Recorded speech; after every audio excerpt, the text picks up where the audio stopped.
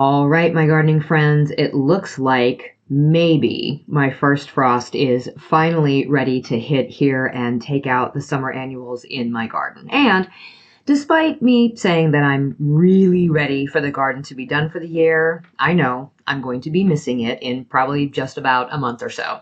And I'm going to have that itch to do something. If you live in a climate that allows for a very long season or even some winter gardening, or if you're like me and we tend to try to cram as much growing into a shorter season as possible, today we are talking about a strategic shortcut: cloning your best plants and, where it makes sense, overwintering them so that next season starts weeks ahead of schedule. So if you've got a pepper plant, say, that has crushed it this year, or a rosemary plant that finally is thriving, we're not saying goodbye, we are making copies, and then maybe we're tucking those originals in for winter. So today on Just Grow Something, we're going to talk about cloning versus saving seeds, the different ways that we can clone our most productive plants, what we can overwinter to jumpstart next season, and which ones are best to avoid. By the end, you will have a step-by-step workflow that you can follow this weekend to preserve your best specimens for next season. Let's dig in. Hey, I'm Karen, and what started as a small backyard garden 20 years ago turned into a lifelong passion for growing food. Now, as a market farmer and horticulturist, I want to help you do the same. On this podcast, I am your friend in the garden, teaching evidence-based techniques to help you grow your favorites and build confidence in your own garden space. So grab your garden journal and a cup of coffee and get ready to just grow something. So we're going to talk a couple of different cloning methods today, and if you need a reference sheet for everything that we are talking about, I've got you. I made a handout to go with this episode so that you will have a cheat sheet on which plants prefer which type of cloning method, and then how to perform that method, and then also tips for overwintering. So you can get that download by going to justgrowsomethingpodcast.com/clone, and I will leave that link in the show description. So why would we want to clone our garden plants rather than saving seed? And don't get me wrong, seed saving is fantastic, and I want you saving the seeds from your best and most beautiful specimens every year if they are an open pollinated variety.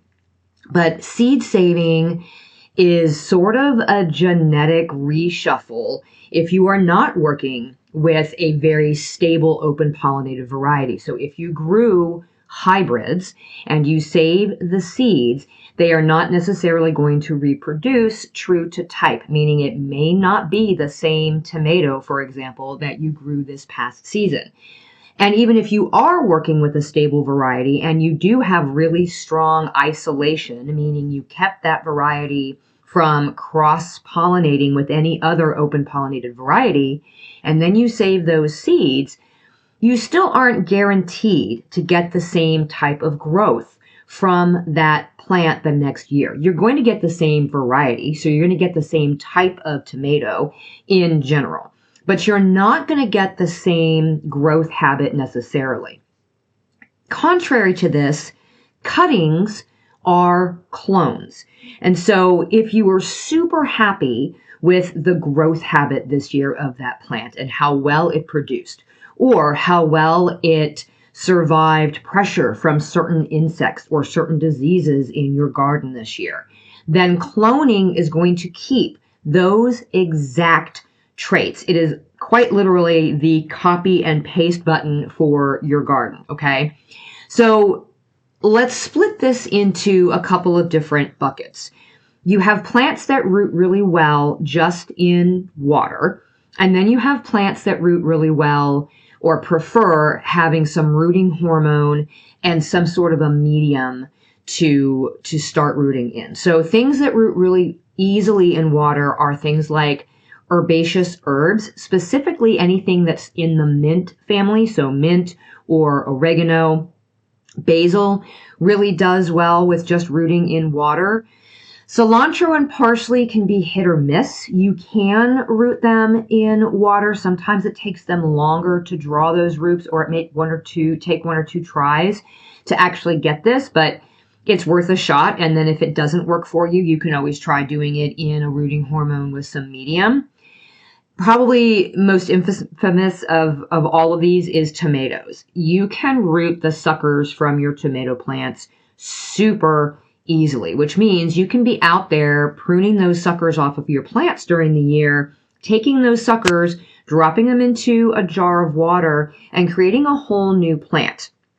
This is really great for people who are gardening in really, really hot climates where you have to be very specific about when you are growing your tomatoes. So in a lot of the more southern US areas, you are growing tomatoes very, very early in the year, and then you're not growing tomatoes at all during the hottest part of the summer, but then you can plant again later on in the year as the weather starts to cool off, because your season is really that long. But it's just too hot to grow those tomatoes in the summertime. So if you grow determinate varieties of tomatoes, meaning they ripen or they mature very, very quickly, and they sort of all come on in a very short period of time, and then you take cuttings from those tomato plants, the ones that are doing the best for you in your garden, and you root those inside through the summertime when it's too hot for things to grow outside. And then you turn around and you replant those cuttings. All of those clones are going to perform the same way that those ones did in the spring for you during your late, your early fall into your late fall. You're getting a whole other round of tomatoes. This also works in areas like mine for a second crop of our most productive determinate plants. So if I throw a round of determinate plants out there that I know are going to produce fairly early, and they're going to produce, most of their crop over a 3-week period, and then they're pretty much done, I can take those cuttings and I can do a whole second planting midsummer, because my summers are not too hot for tomatoes to grow. As a matter of fact, they love the weather here in the summertime, with the exception of the humidity. That's a whole other story. But it's a really great way for me to take those determinate plants, not have to worry about starting them all from seed and babying them, getting that same production quality of the ones that did the best with very, very little effort, and I can plant those as a succession. Okay, so those are just some reasons why you might want to go ahead and do clonings rather than, starting from seed over and over again. Now, some of the things that prefer to be cloned using a rooting hormone plus some sort of a medium are things like peppers. You can root these in water, but they are definitely much more reliable in a mix with that rooting hormone. And if the idea of using a rooting hormone is kind of scary to you, trust me, it is super basic. It is super easy. It's actually very easy to find. You can get little bottles of just powdered rooting hormone from the garden center. You just look on, you can also order it online. There's a lot of different ways you can get it. It's very inexpensive. You're quite literally just dipping the end of the cutting into this powder before you put it into a medium like perlite or vermiculite or a seed starting mix, okay? The same thing goes with eggplant. It's also going to prefer this rooting hormone and using some sort of medium. Do you have to use the rooting hormone? Not necessarily, but I find that you definitely get better success, especially with things like rosemary. Because it's semi-woody, it definitely benefits from using that hormone. And then any of those softwood cuttings from thyme or sage. So we have these perennials in our gardens that are going to put on softwood growth early in the season. You can take cuttings of those and dip them in the hormone and start them that way. You can also take some of the semi-hardwood later on and do this. And so it's definitely, more successful to use the rooting hormone, but you can just try popping them into some seed starting mix. You're just going to have to make sure it stays really, really well watered. We also have sort of a third group, and this is the group of plants that can be started or cloned from the layering method. And so things like strawberries with their runners, right? Those above ground stolons that they send out. Caneberries, things like pumpkins or squash or cucumbers, anything that has a vining section. So we'll talk about the layering method sort of later on. These may or may not necessarily be things that you want to clone, but there's always the possibility. And so, of course, we're going to teach you how to do it, right? So we're going to start with the water propagation method. This is really, really easy. You get very fast results if you're using the right plant, and it kind of gives you a little bit of easy success to get you started on your cloning journey. So the first thing that you want to do is just take about a 4 to 6 inch cutting from the plant that you're trying to clone. Now, with tomatoes, again, the easiest thing to do is just those suckers that you're cutting off. But you can really take just a tip cutting of just about any one of these herbaceous sort of plants, or your flowering annuals rooting like tomatoes. You want to strip the leaves from like the lower third of that cutting that you take off. You don't want leaves sitting in the water that we're rooting in. So just pop the cuttings into a jar of water. Make sure that you have leaves out of the water line. We don't want it to get the water funky because that's what's going to happen. And then you're just going to take this jar and you're going to put it in a spot in the house that's got bright indirect light. We don't want like a really hot south-facing window that's going to cook these plants. I have a window in my kitchen that is perfect for this water propagation method. It faces east, so it gets the early morning sun, and then as the sun moves over the house, it's just getting ambient light, and it seems to be like the perfect spot. So think something like that where it's just getting morning sun or some really good ambient light. You do want to change the water every couple of days. We don't want that water to get stagnant. And then after, a week or two, you're going to start seeing these plants pull roots. We call it pulling roots. And, with tomatoes and basil and mint, I see this pretty quickly as long as the conditions are right. That light is necessary. So we want to make sure that it's getting the right amount of light. Once you see these start to pull roots, it's going to look like little, sort of white bumps at first, and then those roots are going to start coming out. After they're about 2 inches long or so, then you can pot that plant up into a lightweight potting soil. And now you have a whole brand new plant, right? It's literally that easy. And I do this all the time. In fact, I've done it unintentionally before when I have cut some basil and brought it into the house and I didn't use all of it. So I just threw it into a jar and stuck it just in my kitchen. And it got enough light where it started to pull roots. So, it can happen unintentionally too. That's how easy it is. Now, if you want to use the rooting hormone and medium method, this is great. Some plants just do better going straight into a medium with just a little bit of help. So it's the same idea, clean pruners, and you're taking a cutting, but you also want to make sure that you have a small pot or tray on standby that has some seed starting mix or like a 1-to-1 mix of perlite to vermiculite, or maybe just one or the other. These plants aren't super picky. And then some rooting hormone, either that powder or there's also a gel that you can use.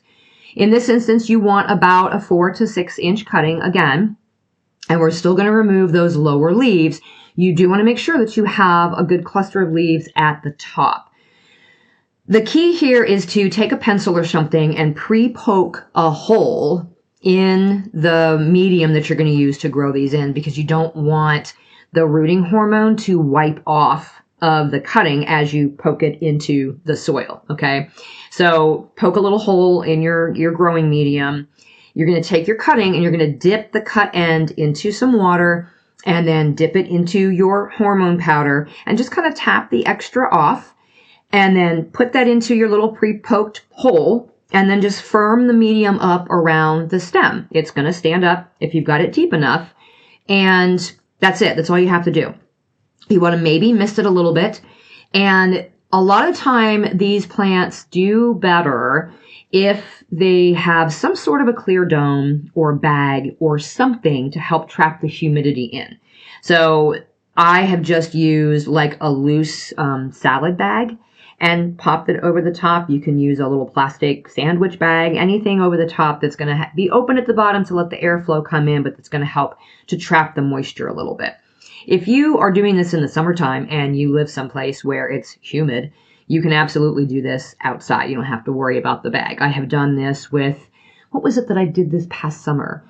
Mosquito plant, citronella. I was taking cuttings of citronella and I just had them outside, out near my greenhouse in an area where they were a little bit out of the direct sun, but it was definitely humid. And so they rooted just fine. But again, I made sure to poke the hole in that medium and dip them into the hormone and pop them in. And I think I had about a 75% success rate on those guys. So just you want it to be humid. And then again, you're going to put it in some place that's got some bright indirect light. Now, with this method, if you're covering it like this, especially if it's dry in your house, you're still going to want to sort of vent that plant a little bit. So make sure that that plastic is loose around the bottom. And you every once in a while, especially like when you're watering it, you can take that off and just give it some air, a little bit of water, and then go ahead and cover it back up again. You want the growing medium to remain damp. We don't want it to be sopping wet, okay? And like I said, great candidates for this are things like peppers, eggplant, rosemary, thyme, sage, anything that is a slower grower and also anything that has got sort of that woody stem to it. Now, there is a difference once we start potting these up between the roots that grow in the water and the roots that grow in the potting medium. And so when we're potting up our clones, we kind of have to understand the difference between water roots and soil roots. They differ a little bit in their structure and their adaptation to their respective environment. So when you look at water roots, you're going to see they are typically thinner, they are white, and they are a bit more fragile than soil roots. The soil grown roots are a little bit thicker, they're brown, they're sturdier, okay? When we're potting up, we have to remember that these water roots have developed in a low oxygen environment. They've been in water. And yes, there is oxygen in water, obviously, and by us, changing out that water as we are pulling those roots, that's helping to keep that oxygen refreshed, but it's still a waterlogged condition. And that's okay. These roots are grown specifically to be able to pull, nutrients from water. Soil roots are a little bit different, and they're built to transport water and nutrients from soil into the plant, and they're also meant to anchor that plant firmly in place. So whereas the water roots are adapted to survive in water or very wet soil, soil roots are optimized for obviously growing in the soil for terrestrial plants, right? So what this means is if we want to successfully propagate plants in water and then transition them from water to a soil environment, that they're going to need a little extra attention sometimes to get off to their best start. So if you were to take your tomato clone from that jar of water and then take it out directly into the garden, plant it, and just sort of let it fend for itself, you're likely going to get less than a 50% survival rate at best, unless you are in a particularly rainy season. Those water roots aren't going to have the structure, number one, to really be able to hold that plant up very well, and number two, to be able to pull water and nutrients from the soil. So you either would need to be sure that you are planting that plant fairly deep and that you are watering very, very frequently after transplanting into the garden, and then slowly backing off as the plant developed those terrestrial roots, which is going to be kind of a guessing game. I mean, is it possible that you could just like take a cutting from a tomato plant and shove it right into the garden then and there and allow it to root that way? Yeah, sure. If you can pay attention to it and keep it from getting super wilty and make sure that you are watering it a ton. And if you're doing this from a cutting that was inside and you're taking it outside, well, now you're going to have to worry about the elements in the garden as the plant gets settled in, since we haven't gotten that poor plant acclimated to the outside yet, right?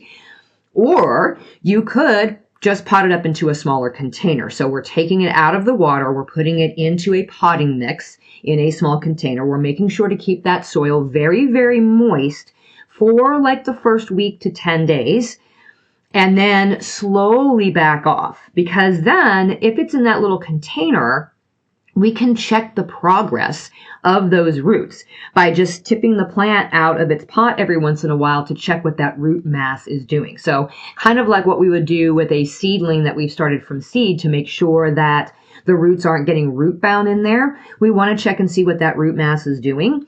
So we can do the same thing with these to make sure that those soil roots are sort of forming. And then we know once it's gotten itself established in the pot and you can see that good root growth, then we can take it outside and we can harden that plant off in the same way that we would any other seedling before putting it out into the ground. So that really is the best approach for something that we have rooted in the water. Now, if with our clones that are rooted with a hormone and in some sort of potting medium, obviously we don't have to quite worry about that transition from the water roots to those terrestrial soil roots, but you still want to go through the hardening off process to make sure that that plant is acclimated to the outside. In fact, in both cases, this is especially important if you have taken these cuttings from like end of season plants outdoors to create clones, but then you've had them indoors all winter before planting them out in spring. So do yourself and the plants a favor and make sure that they're hardened off before you put them back outside into the garden. Okay, so what about that group of plants that really does prefer the layering method? Layering means that you are rooting a plant while it is still attached to the parent plant, and then you are separating them later. This has a few advantages because it reduces the stress from the baby plant, basically. You know, you're letting it grow these roots while it's still being fed by the parent plant. And so you're not worried about nutrients or anything at that point. And then once it has really rooted in, then you just kind of cut ties with that parent plant and you have a whole new plant. This is very apparent when we have strawberries. We have strawberries that send out those runners. They have those above ground stolons, and at the very end of that stolon is a new little baby leafy plant. And if you pin that runner into like a small pot of mix, or, you know, if you want to do it right in the ground, this is the most common way to do it, is just to let it root right in the spot in the garden where you want it to kind of spread. But if you want to make clones of your strawberry plants so you can plant them elsewhere, or you want to put them into like a green stalk planter or something like that, you can just put small pots of mix right beside the mother plant and just pin that runner into that small pot. You just have to keep them evenly moist, and then once the roots have settled into that pot, again, we can kind of tip it and see whether or not that root mass has formed. Once those roots fill that pot, then okay, snip. We're gonna cut that umbilical that's connecting the mother plant to that runner, to that little baby plant, and now you have a whole new plant that you can plant elsewhere, okay? When we do this with cane berries, so raspberries or blackberries, generally speaking, you just take this year's new growth and you can do what we call tip layering. So you're going to bend the tip of that raspberry or blackberry cane into the soil and pin it there. And that is automatically going to start roots. This is how blackberry plants in the wild reproduce. They basically just kind of lean over and they tip themselves into the soil, and that new tip roots, and now you have a whole new plant, and it just kind of continues on from there. That's how these blackberry brambles form. You can do the same thing with your ones that you're growing at home. With some raspberry plants, they do better, and some blackberries too, they do better by taking softwood cuttings and doing that whole, rooting hormone into a potting soil. So you can absolutely do it that way too. Elderberry is also a good one for this too. You can take, fresh growth from an elderberry plant at the end of the season, and you can cut them and you can root them in the same way. A little rooting hormone and stick it in the soil and you're good to go. And oftentimes, depending on where you are, elderberry isn't going to need the rooting hormone. You can quite literally cut them and shove them into the soil and you're going to get a whole new plant. Just make sure when you're doing these clones that you're labeling them. So especially if you have multiple varieties, like, okay, I've got these raspberries and I've got these blackberries and they all look very similar when they're coming up as new plants. You want to make sure that you are labeling them so you're not mixing up the varieties, in your berry patch. You can also do this layering sort of technique with any of your vining curcubits. So pumpkins, winter squashes, cucumbers, right? We can do this same thing. This is especially helpful with cucumbers because sometimes, depending on where you are, your cucumbers are sort of short-lived, or they just don't seem to produce as much in the later weeks as they do early on. So the easy thing to do is just to pick a healthy internode. Remember, the internode is that spot on the stem that is between the nodes. The nodes are where those leaves come out. All you have to do is pick a healthy section of that and just kind of scrape or nick the underside really lightly. Lay it down and pin it to the soil, and then cover it with like an inch of the same soil or a mix of some sort, and just leave the tip exposed. In about a week or two, you're going to have roots that are coming out from where you made that nick. And then you can just cut it off and put it in a pot, and now you have a brand new plant. I mean, it really is that easy. So that's the layering approach. And you can also often do this with houseplants too. That's a whole other story.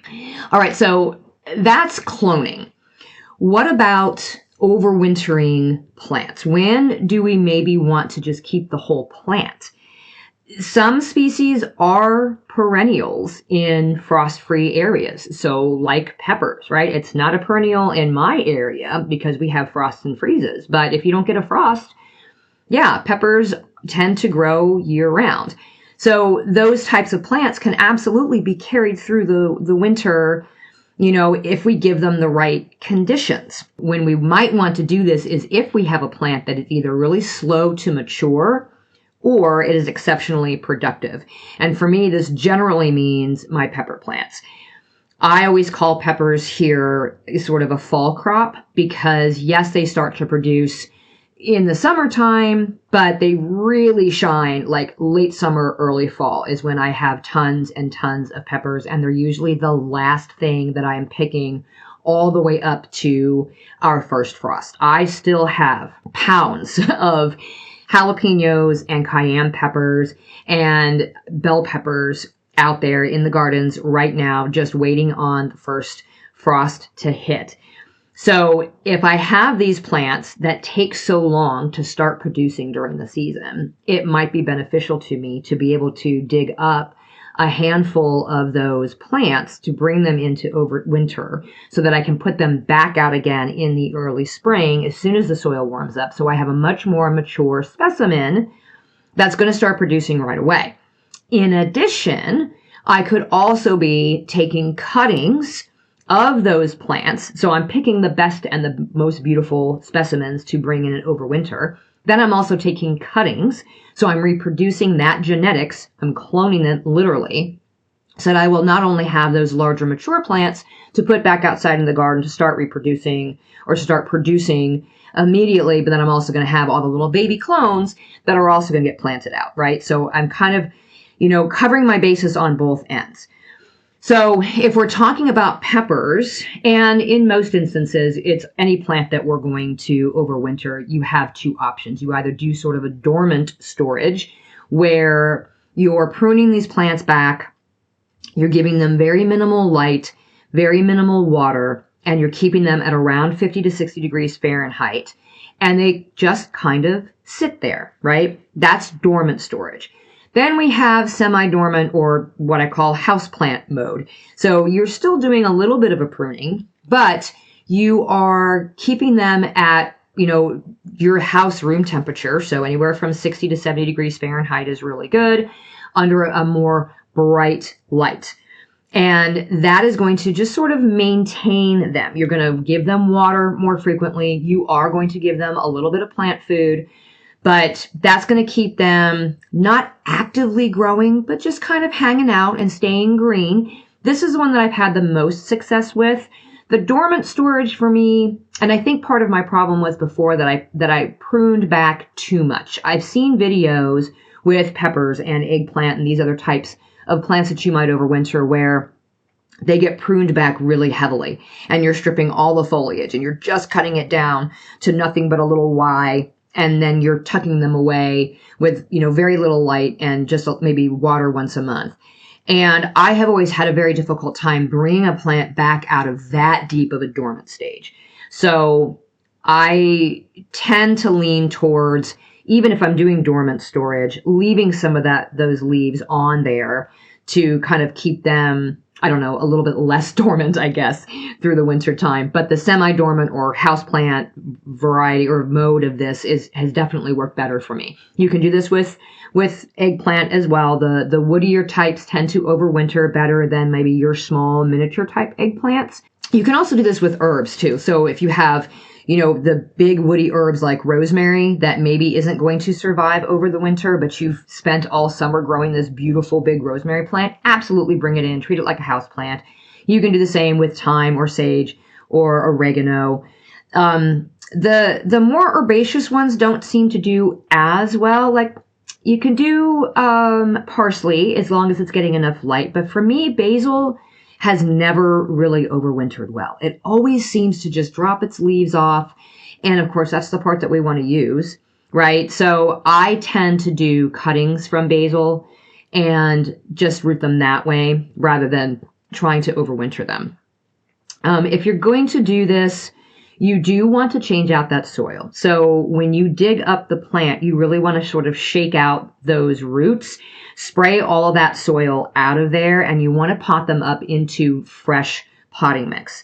Make sure that you are checking for insects. If you need to, use an insecticidal soap or something to keep any of those extra little buggies outside because you don't want them inside, right? And that's going to give you a better chance. Make sure that you're giving yourself enough time to do this to where these plants can settle into their pots after you have refreshed this mix. And that's going to give you that advantage of being able to bring those big plants back outside again and get them started in the spring off to a much faster start. Tomatoes can technically overwinter indoors, but unless you really have good, strong lights and a lot of space, I really do recommend just taking clones and starting them over again rather than dragging a big old plant inside because, again, the tomatoes don't take quite as long to start producing as like a pepper plant does or an eggplant does. And so it may not be worth it to you to try to bring in a tomato plant and try to overwinter it. You're just better off taking those clones, rooting them in water, and then treating them as little baby plants through the winter time until it's time to plant those outside.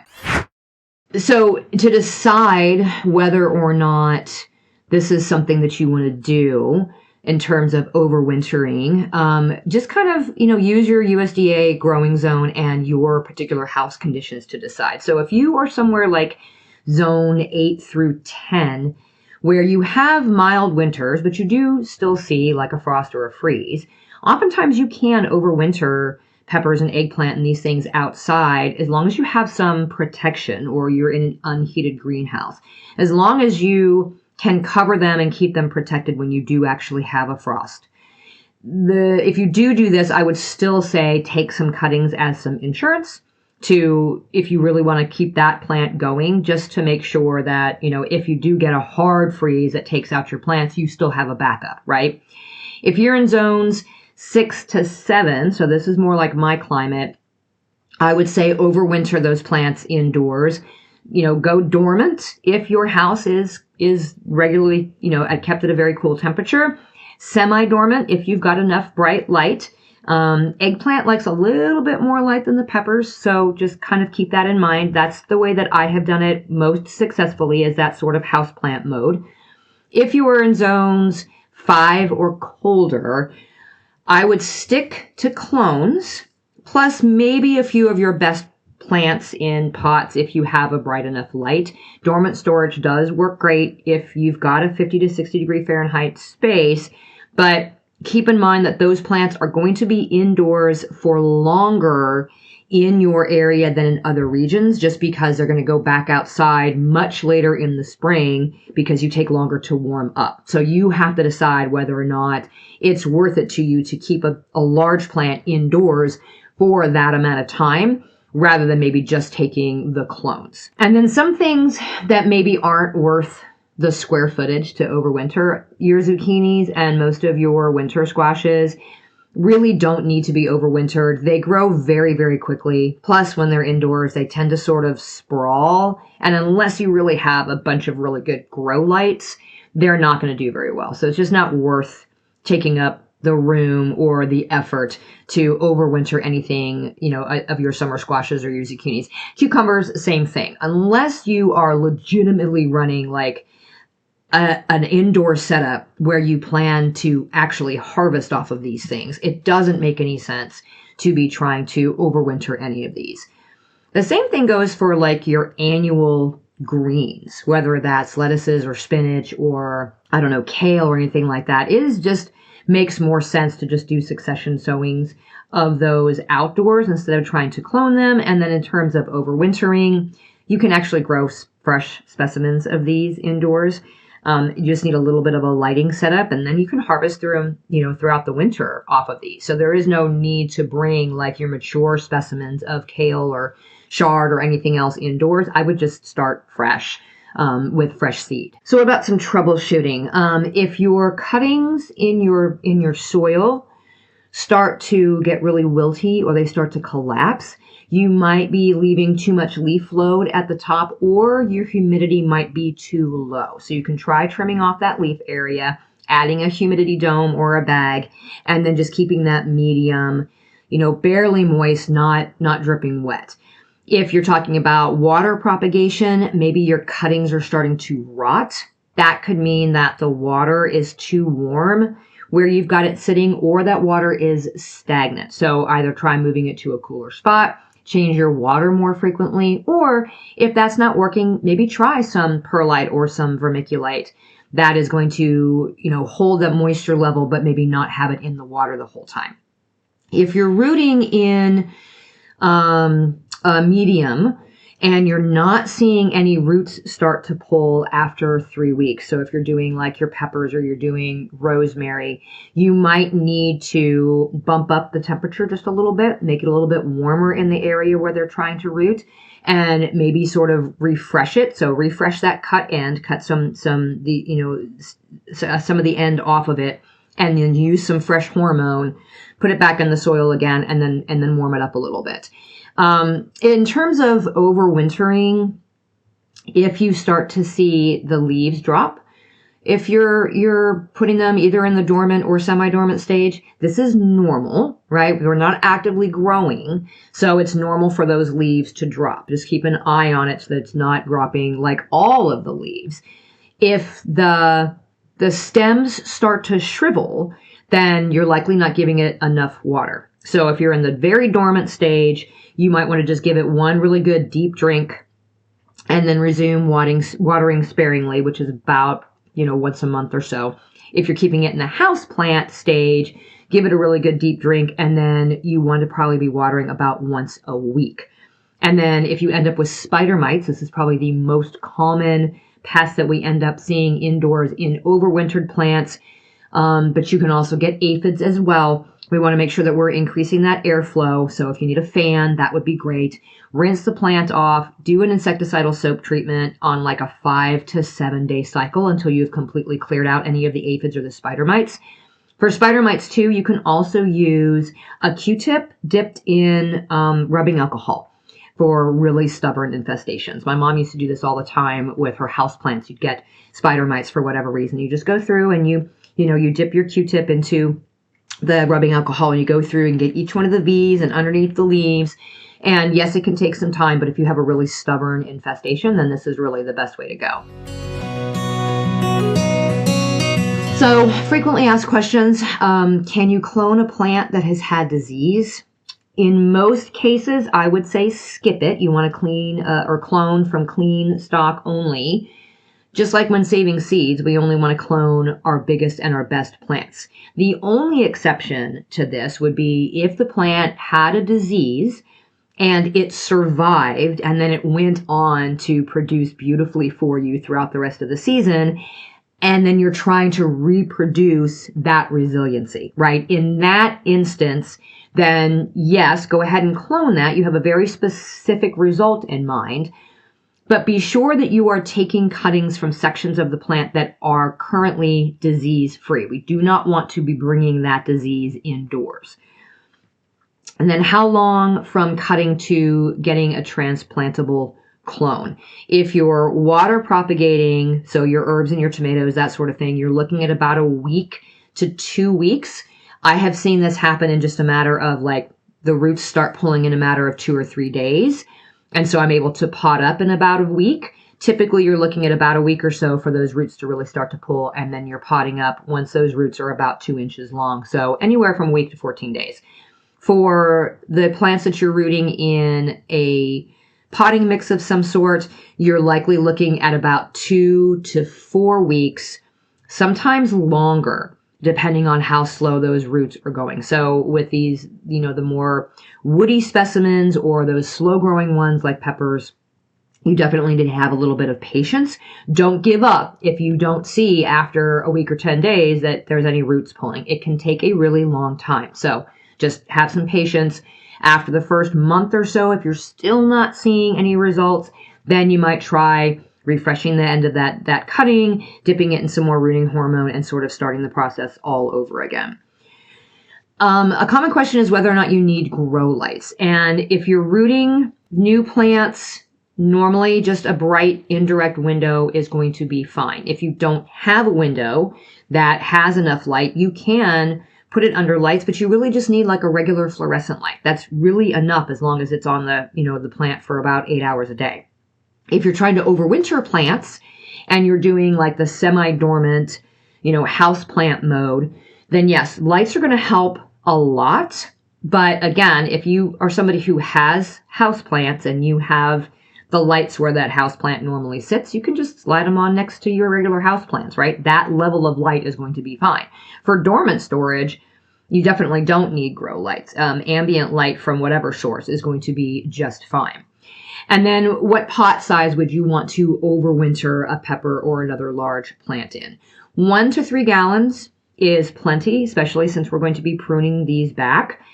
If you have bigger plants that you're trying to do, you can put them like in a 5-gallon pot. Usually we only do this if we're planning to actually have them fruit indoors. So if you're wanting to continue to grow these plants, like your pepper plants, and you're putting them under grow lights and you're actively getting them to grow, then yes, you're going to want it to be in a bigger container. But I usually just use 2-gallon nursery pots. Dig the plant up, knock all the dirt out of it, spray it down. I actually trim the roots back a little bit, give it some fresh potting soil, pot it in there, and call it good. Okay. So hopefully that has given you an idea of what plants you can clone and how, why we would want to do that, and the plants that you can actually bring in to overwinter indoors. If this method caught your attention, remember I've got that free cheat sheet that I made for you with all the types of plants and their related cloning method and how to do it and all the good stuff. Just go to justgrowsomethingpodcast.com/clone, and I will put that link for you in the show description. Until next time, my gardening friends, keep on cultivating that dream garden, and we'll talk again soon.